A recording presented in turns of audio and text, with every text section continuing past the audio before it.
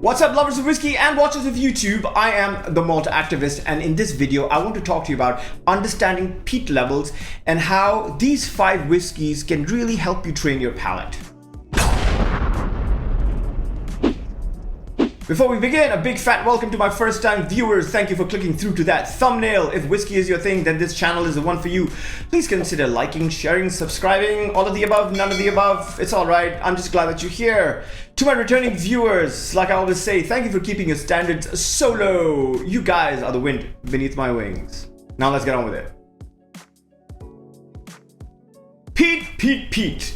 It's a divisive subject, I feel, in the whiskey world, and largely because I know so many people just, whiskey lovers, passionate whiskey drinkers who absolutely hate even the slightest hint of smoke and peat in their whiskeys, and as they describe it, that feeling of somebody dumping an ashtray in their mouth and it makes them absolutely sick. And those people, well, they're right, and that's fine, and that's okay. You're allowed to hate whatever you want to hate. But on the other end of the spectrum are, people like me that live, I want to say, on the dark side. Yeah, where the peatier, the smokier, the sootier it is, the better. And we go looking for those big, fat, smoky flavors. We want to shove our face in a campfire and sit there. So, there's 2 kinds.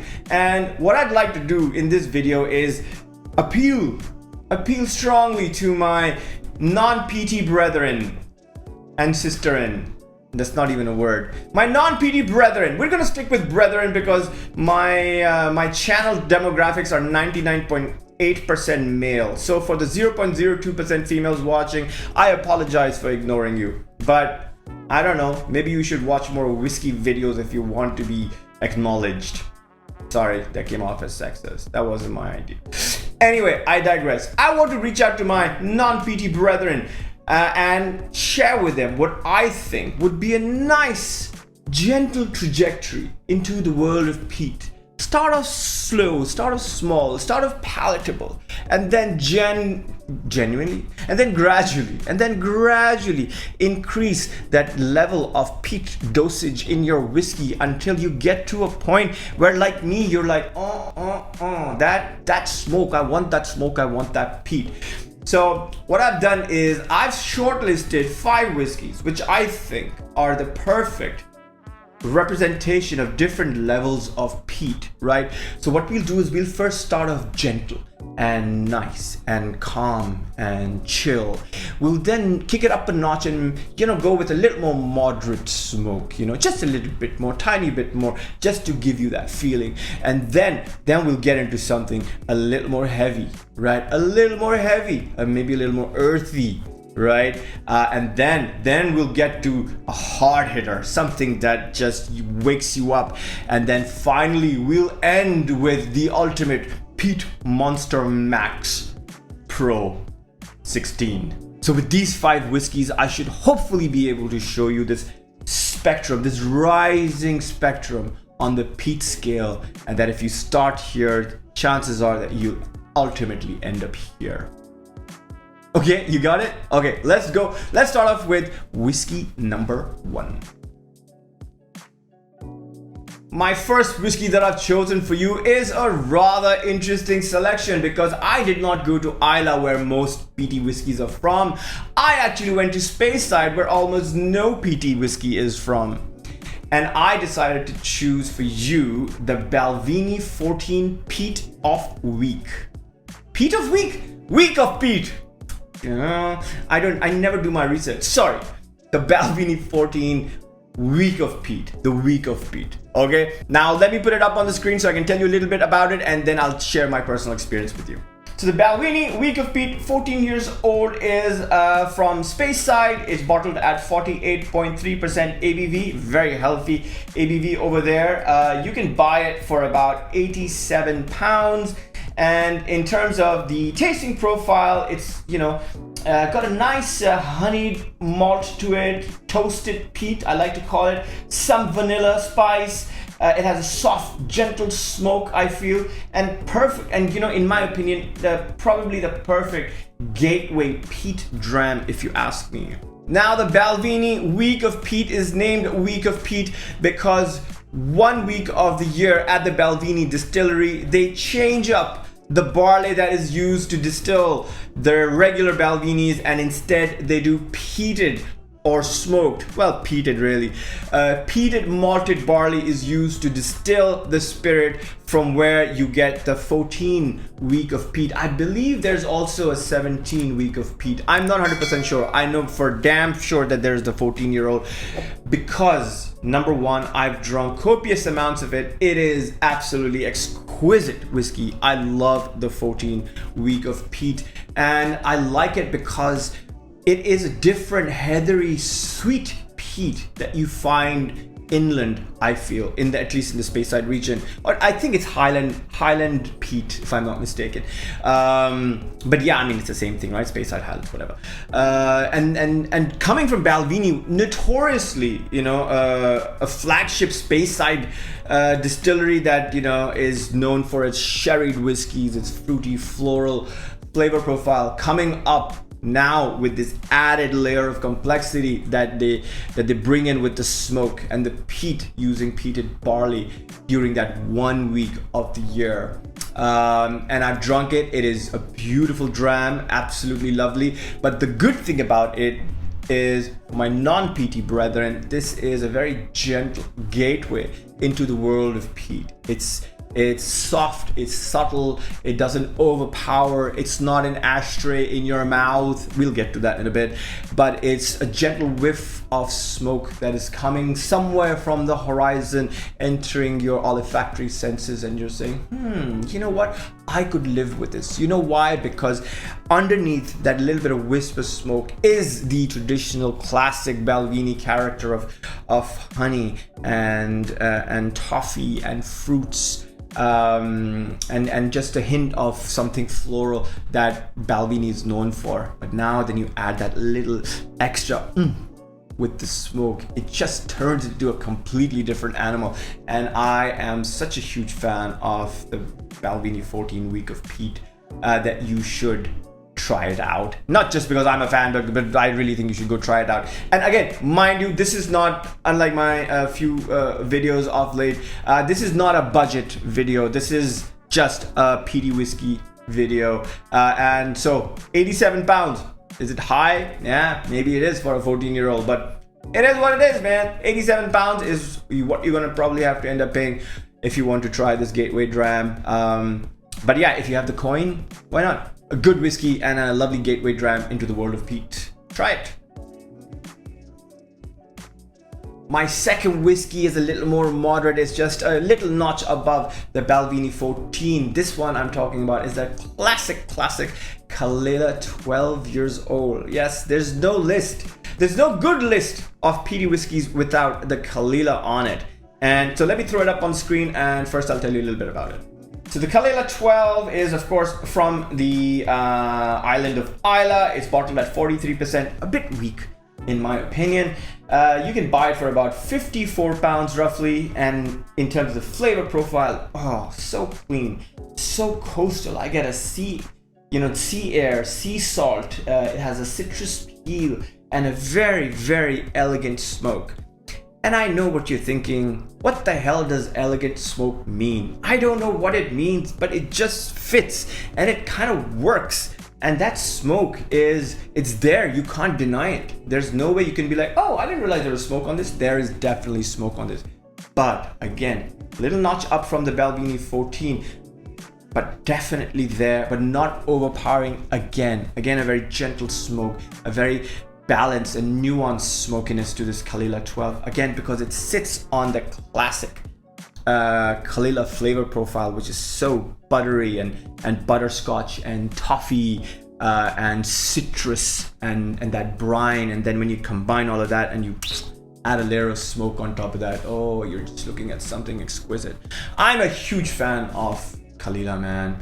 Absolutely. I think, thank God for Johnny Walker. I'm gonna be honest with you. I'm not the biggest Johnny Walker fan, but Johnny Walker is what keeping Caol Ila alive. 70% of what goes in that Johnny Walker is all Caol Ila. So thanks to that blending giant, we can, you know, at times get our hands on the single malt that comes out from Caol Ila for guys like me who are huge fans. And so not just the Caol Ila 12, for sure, gentle, beautiful smoke. Some of the best Caol Ilas I've had are independent Caol Ilas from Signatory, especially. They have a cask strength collection, and I think it's from Gordon and MacPhail. They also do a cask strength selection. So if you find some Caol Ilas that are not original bottlings, get your hands on them. You will absolutely enjoy them, and especially at a higher strength, you'll enjoy them even more. But in the absence of those independent bottles, yes, the Caol Ila 12 original bottling, bottled at 43%, extremely palatable, lovely, elegant smoke to it. You know, and you can buy it for about 54 pounds, which is not bad. I think that it's definitely one of my go-to whiskeys for sure. And for you, this is step number 2 into the world of peat. Just moderate smoke. It's not too much. It's just moderate. It's palatable. You'll be able to manage. Don't be scared. Just go out and try it. You're gonna love it. Whiskey number 3 is probably one of my favorite whiskeys on this list. I'm talking about the Ardbeg 10, and here we get a little bold, we get a little earthy, we get a little citrusy, with classic smoky, peaty flavors from Ardbeg. So let's throw it up. Let me tell you a little bit about it. So the Ardbeg 10, bottled at 46%, of course, also from the island of Islay, available for a very decent 45 pounds. And in terms of the tasting notes, we're looking at medicinal peat, some charcoal, lots of lemon zest and brine, which I really love. It's quite raw and expressive, and you could probably call it classic Islay. The Ardbeg 10 to me is still one of the flagship Islay whiskies out there. They're consistently above average. Some of the newer batches are just absolutely amazing. I love a good solid Ardbeg 10. It comes in at a beautiful 46% as well, you know, and I think a decent value at 45 pounds. And of course it packs with it the Ardbeg DNA, or the Islay DNA if you ask me. But again, you know, this is probably a little more intense definitely a little more intense than the Caol Ila 12 in terms of the peatiness and the smokiness to it. But you know, again, with the beautiful balance of the sweetness that sits underneath it, right? That lemon, lime, vanilla, pineapple, butterscotch that's interwoven with the smoke and the peat. For me, it's just an essay in balance. And I genuinely feel that even if you are a little afraid of the peat, I want to say afraid of the peat, or you're not peat. Even with this whiskey, once you get past that peatiness, which just coats your palate, all you end up tasting, right, is that fruitiness, is that lemon citrusness,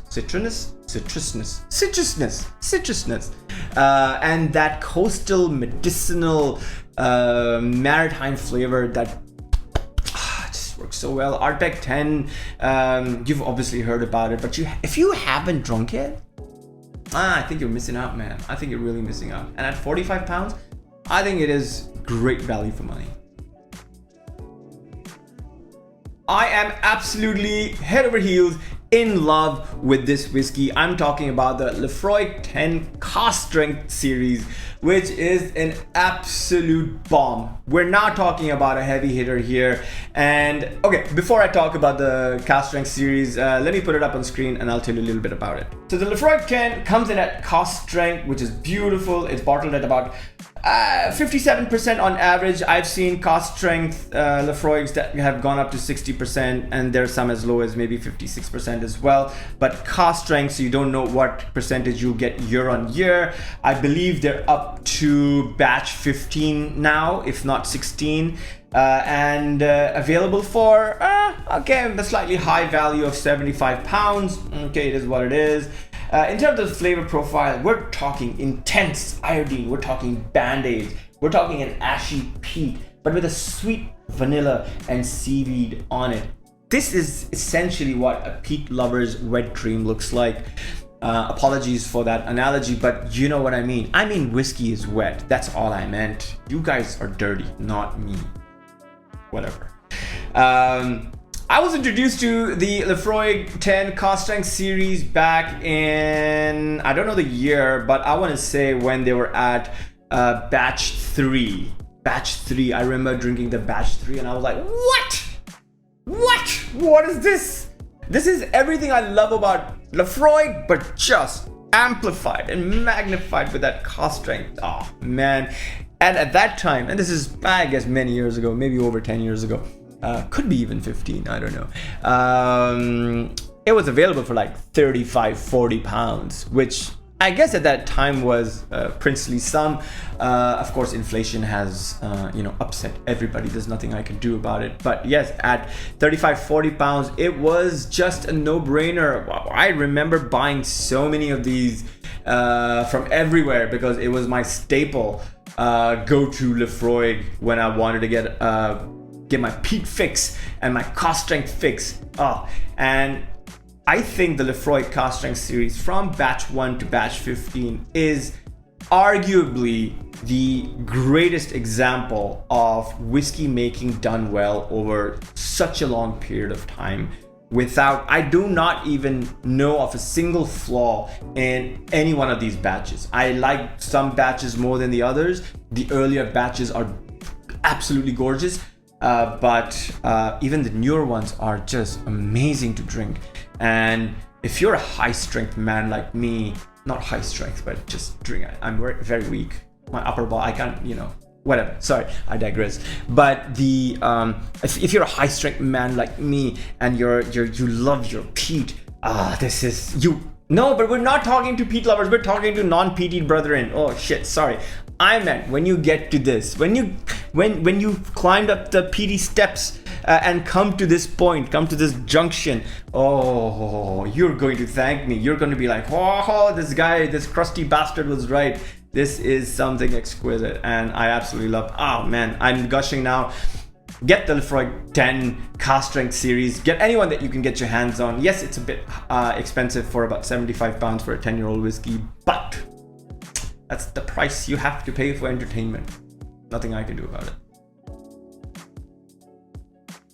The absolute last whiskey on this list I like to call the Peat Monster Max, and that can be no other than the Octomore from the famed Bruichladdich distillery. The Octomore. Now, before I tell you a little bit about the Octomore, let's put it up on screen. I'll run you through the basics and then we'll talk about it.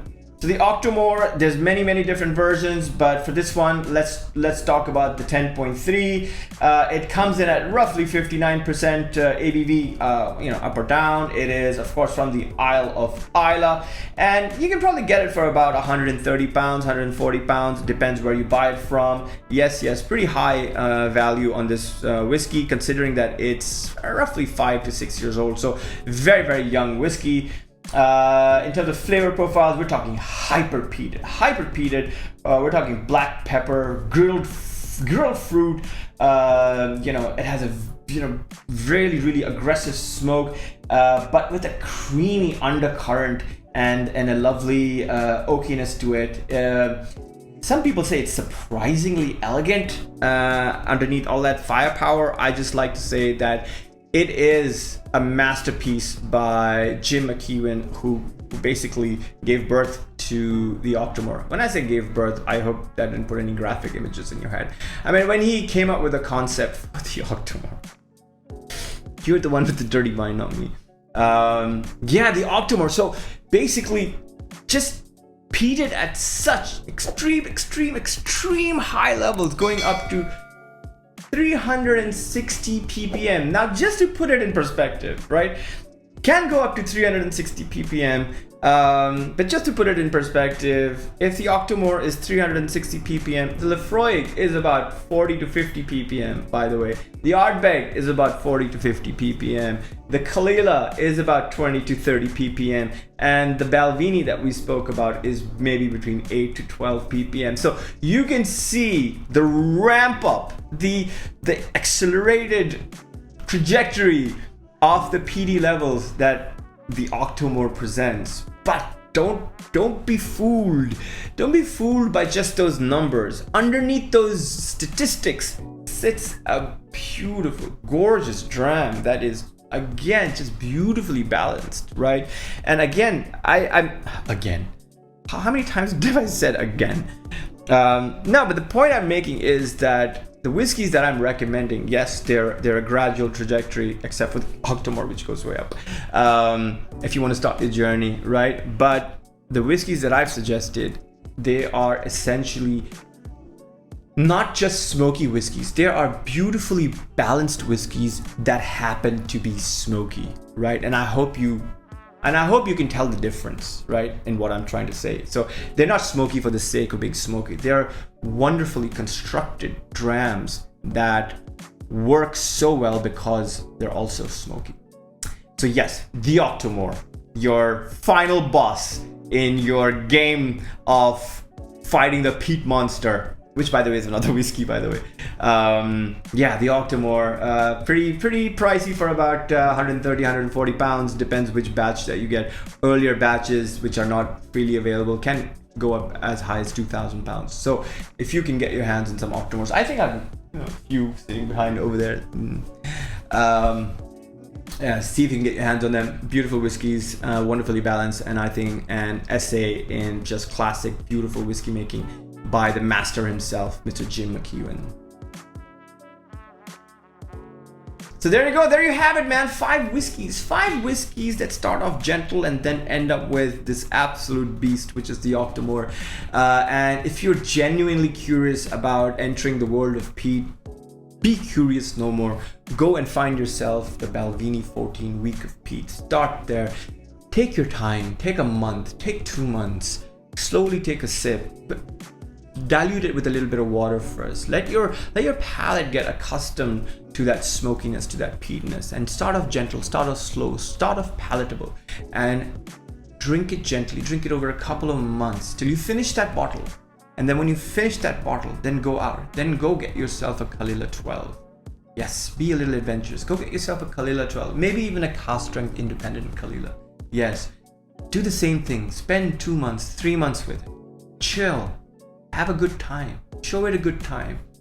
Find a room by yourself. Make love to it. Don't make love to it. Sorry. Why? Today's video is weird. No, but take your time. Dilute it. Drink it. Get accustomed. Right? Until you get to the Octomore Pro Max 16, whatever. The peat beast, if you ask me.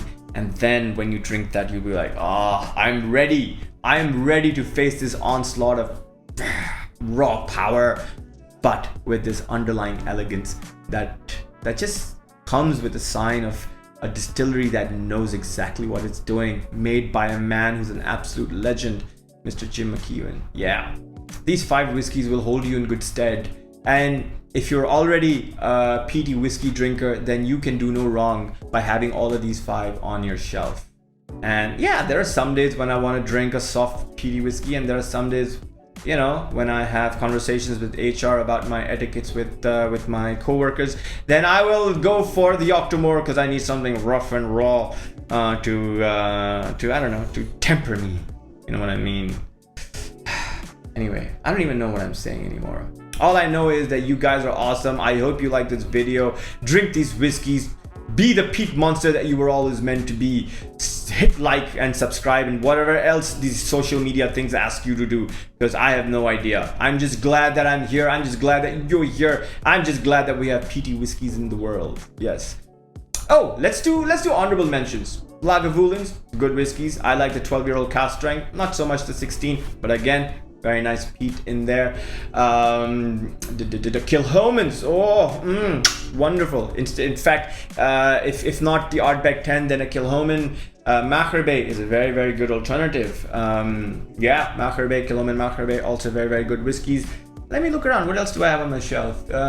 Some of, Bendromax are also from Speyside, slightly peated, also very, very good. Good. Bruichladdich, they do, no, they're non-peated. Port Charlotte, again, also very good from Bruichladdich, very heavily peated, good whiskies those. Some bear on my channel, on my shelf up there. Bunnahabhain, Bunnahabhain does a Moyne, which is Gaelic for peat, so look for the Moyne label on any Bunnahabhain if you're looking for a peated Bunnahabhain. Those are also very, very nice. Depends, I mean, whatever you get, it depends. And yeah, and that's it, man. Thank you for joining. Shout out to Master of Puppets. Yes, rest in peace, Cliff Burton, my hero, to be honest. And I got nothing more to say. I'm just glad that you're here. You guys are awesome. Drink whiskey responsibly. Be cool like me. And I will see you next time. All right, I'm the Malt Activist. Peace.